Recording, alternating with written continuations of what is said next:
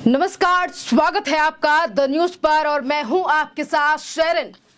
Samajwadi party के विधायक अबू आजमी के ऊपर आयकर विभाग ने की है बड़ी कार्रवाई। दरअसल आपके लिए बता दें कि अबू आजमी के ऊपर लगा था टैक्स चोरी का आरोप, जिसके बाद आयकर विभाग ने अबू आजमी की कई प्रॉपर्टियों के ऊपर छापेमारी करने के बाद 50 करोड़ की संपत्ति को कर लिया है सीज। जी हां, जिस तरीके से समाजवादी पार्टी के विधायक अबू आजमी के ऊपर लगातार ये आरोप लग रहे थे और टैक्स चोरी को लेकर जो है वो आयकर विभाग ने ये छापेमारी की थी, जिसमें 250 करोड़ रुपए की संपत्ति जो है वो हाथ लगी है आयकर विभाग के, जिसमें से 50 करोड़ की संपत्ति को सीज कर लिया गया है। दरअसल आपके लिए बता दें कि आईटी विभाग ने महाराष्ट्र में समाजवादी पार्टी के विधायक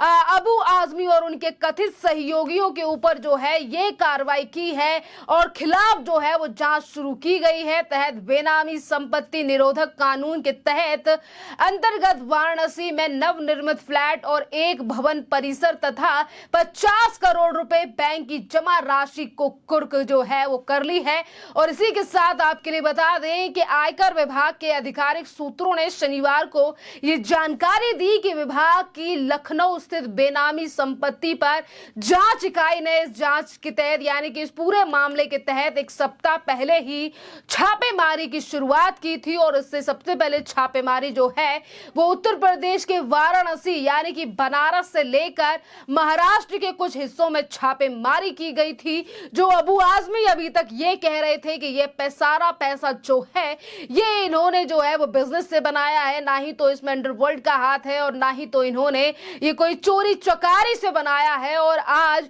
इसी पैसे को लेकर, इसी संपत्ति को लेकर किया गया है आयकर विभाग की तरफ से ये बड़ा खुलासा कि किस तरीके से टैक्स चोरी जो है वो की जा रही थी समाजवादी पार्टी के विधायक अबू आजमी की तरफ से। आपके लिए बता दें कि आयकर विभाग की ये बड़ी कार्रवाई, सूत्रों ने पीटीआई भाषा को बताया है कि छापेमारी खत्म जो है वो अब हो चुकी है और विभाग यानी कि आईटी विभाग ने जो है वो विनायक ग्रुप नामक कंपनी की 10 करोड़ रुपए जो बैंक में जमा राशि थी और वाराणसी के महलदिया में विनायक प्लाजा नामक जो रियल एस्टेट संपत्ति है उसे भी यानी कि के संपत्ति के टावर सी को कुर्क कर लिया है, यानी कि उसके 2 फ्लोर जो हैं उन्हें सीज कर दिया गया है, कुर्क कर लिया गया है एजेंसी की तरफ से, जिसकी कीमत जो है वो करोड़ों में बताई जा रही है। यानी कि समाजवादी पार्टी के विधायक अबू आजमी के बुरे दिन जो हैं ऐसा लग रहा है कि वो अब शुरू हो चुके हैं कि जहां एक तरफ प्रॉपर्टी सीज की गई है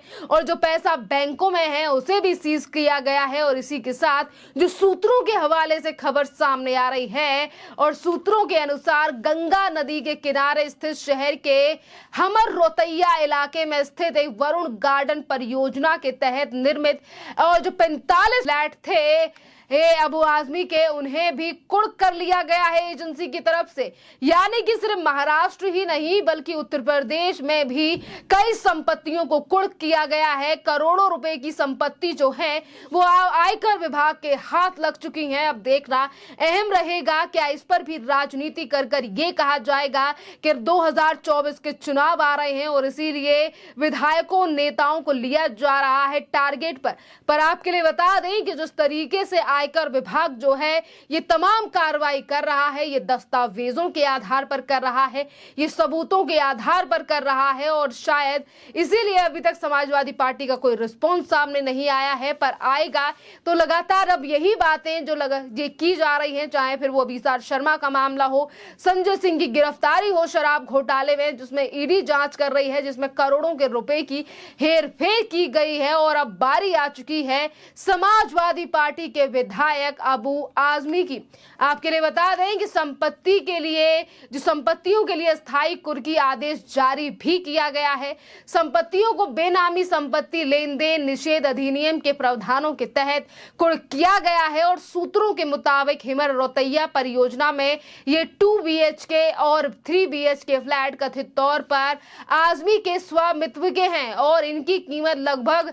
30 से 32 करोड़ रुपए है, जो कि मार्केट मार्केट का जो प्राइस है, जो बाजार का मूल्य है वो बताया जा रहा है, ये कीमत आंकी गई है। और ऐसा पहली बार नहीं है कि आयकर विभाग ने तलाशी के दौरान बेनामी संपत्ति निरोधक कानून के तहत जो है या अचल संपत्तियों के लिए अस्थायी कुर्की आदेश जारी किए हैं, बल्कि विभाग ने 5 अक्टूबर को कम से कम 9 परिसरों पर छापेमारी की थी और इस मामले से कथित तौर पर जुड़े हुए बेनामीदारों, जिसके नाम पर बेनामी संपत्ति है, उनके ऊपर भी छापेमारी की थी। और अबू आजमी जो कि मुंबई के मनखुदाई शिवाजी नगर की सीट से तीसरी बार विधायक निर्वाचित हुए हैं, समाजवादी पार्टी की तरफ से ये उनकी संपत्ति को कुर्क किया गया है। यानी कि उत्तर प्रदेश में भी समाजवादी पार्टी के कई ऐसे नेता हैं जिनकी संपत्ति को कुर्क किया गया है या फिर उनके ऊपर जो है वो आयकर विभाग ने छापेमारी की है, जिसमें से एक रामपुर से आने वाले आजम खान भी हैं। और अब एक के बाद एक जो है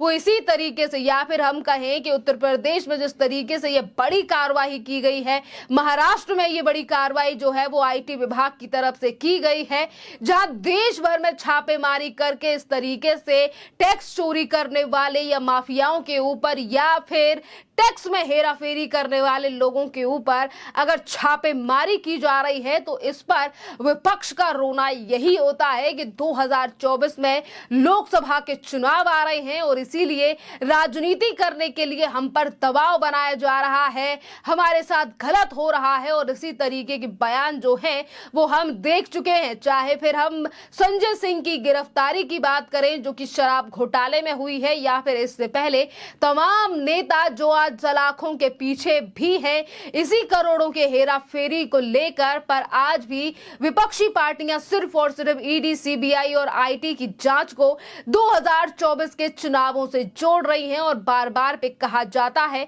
कि ये सिर्फ मोदी सरकार जो है वो एजेंसियों को अपने इशारे पर चला रही है। पर अब देखना अहम रहेगा कि अबू आजमी के ऊपर ये बड़ा जो एक्शन लिया गया है, जहां एक तरफ करोड़ों की संपत्ति को सीज किया गया है, पूछताछ भी जो है वो आईटी इस पूरे मामले में अबू आजमी से करेगी, जो कि महाराष्ट्र से समाजवादी पार्टी के विधायक हैं। और इसी के साथ आपके लिए ये भी बता दें कि लैपटॉप से लेकर फोन और तमाम जो इलेक्ट्रॉनिक आइटम्स हैं, सामान है, उसे सीज कर लिया गया है। गैजेट्स को जो है वो भी आईटी विभाग की तरफ से सीज कर लिया गया है, चाहे फिर वो टैक्स चोरी का मामला हो या फिर विदेशों से करोड़ों रुपए की फंडिंग या फिर चाइना के दलाल, हर किसी के ऊपर आज ईडी, सीबीआई और आईटी जो है वो लगातार बड़े शिकंजे कस रही हैं। और हमने पिछले भी दिनों देखा था कि आज अगर अबू आजमी की प्रॉपर्टीज पर पिछले 3 दिनों से छापेमारी जारी है और उसके बाद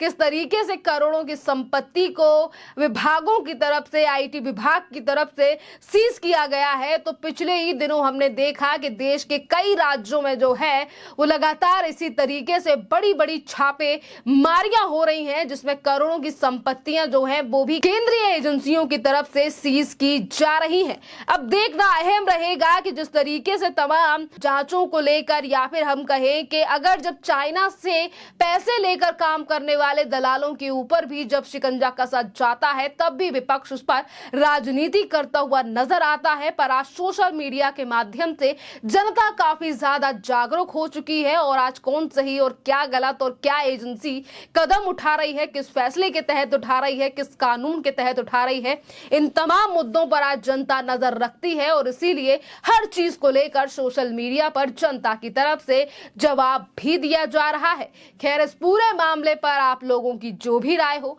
आप भी हमें कमेंट कर जरूर बताइए। धन्यवाद।